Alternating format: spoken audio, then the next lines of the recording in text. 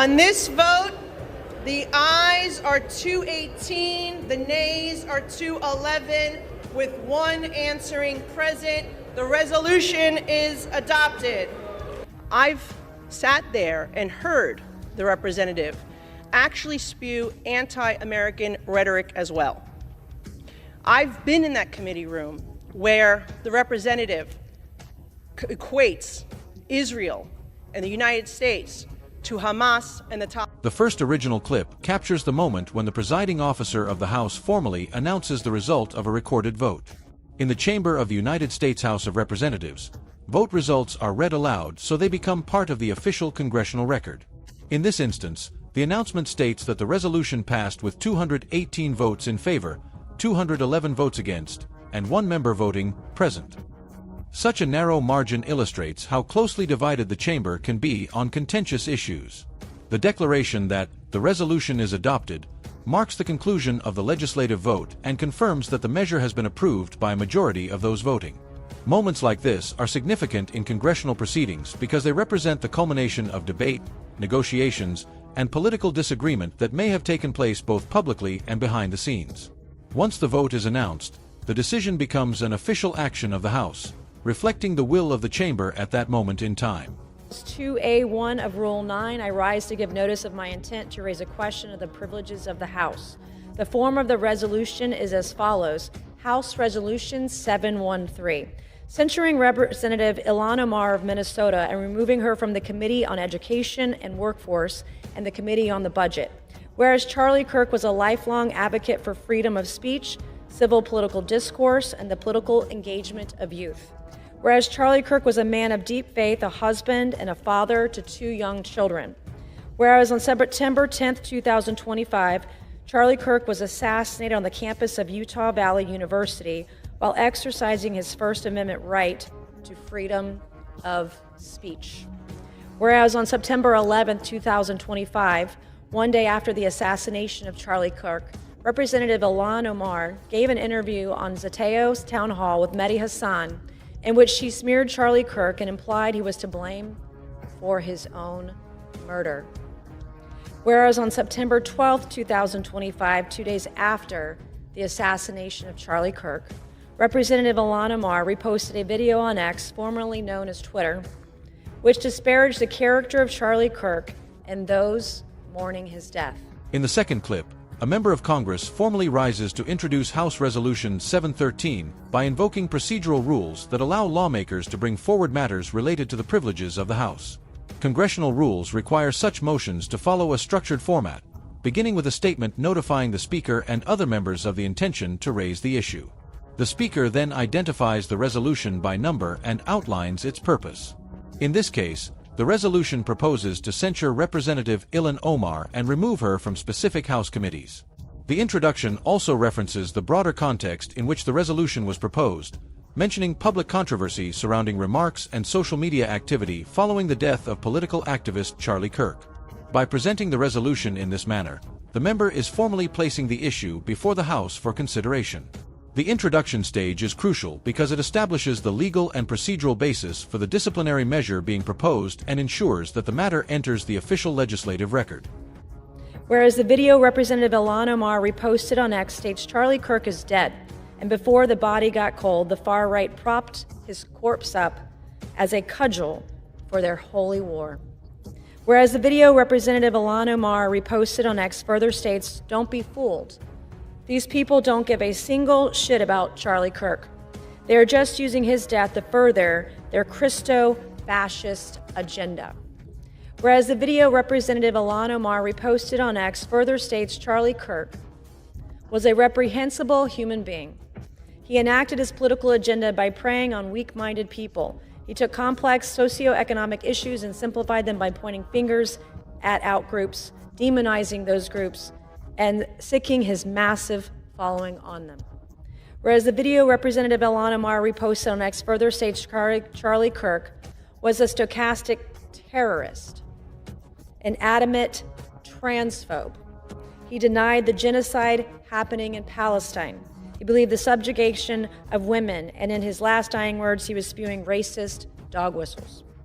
Whereas the video Representative Ilhan Omar reposted on X further states, Charlie Kirk was Dr. Frankenstein, and his monster shot him through the neck.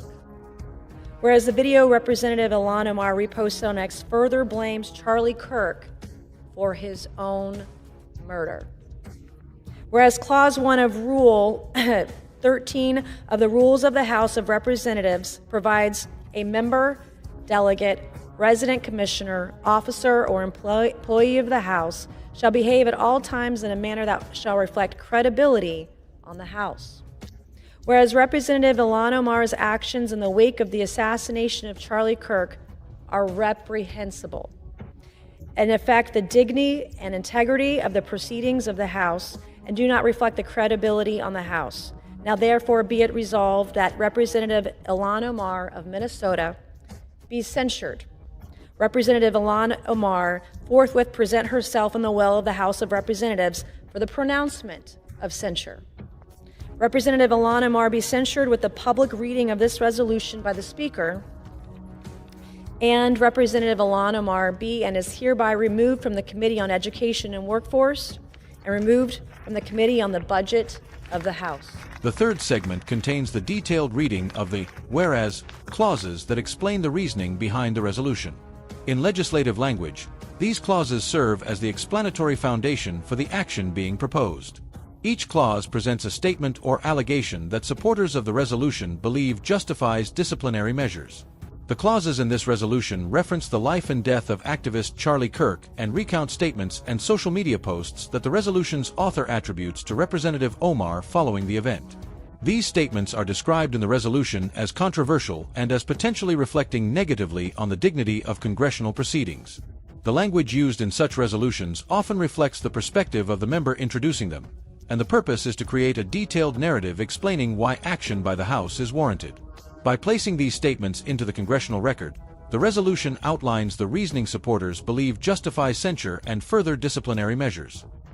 Thank you, Mr. Speaker. We've heard from my colleagues the reasons why the Representative Omar should be removed from this committee, but I feel like all the reasons have not just yet been stated, which is why I rise to add for the record. We've heard about the comments that were made regarding anti-Semitism and anti-Israeli views, but I rise to add to the record that as a member of the Foreign Affairs Committee, I've sat there and heard the representative actually spew anti-American rhetoric as well. I've been in that committee room where the representative equates Israel and the United States to Hamas and the Taliban. Absolutely unacceptable for a member of that committee. I've also heard the representative equate that it is the United States' fault that there is turmoil in Venezuela. That is not because of the oppressive socialist and communism that has spread throughout Central and South America in Venezuela at the hands of the Maduro and Hugo Chavez regimes. That is unacceptable.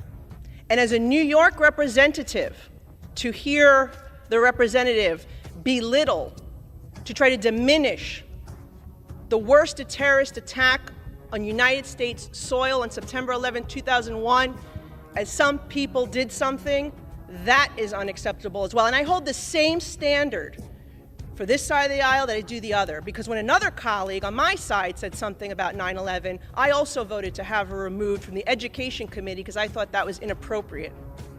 So I'm being consistent here, and I hope my colleagues will do the same to show that this is about consistency and accountability, because we should not have an individual with those views on the committee that is tasked with representing our country and our... In the fourth clip, the resolution transitions from explanatory language to the specific actions it proposes.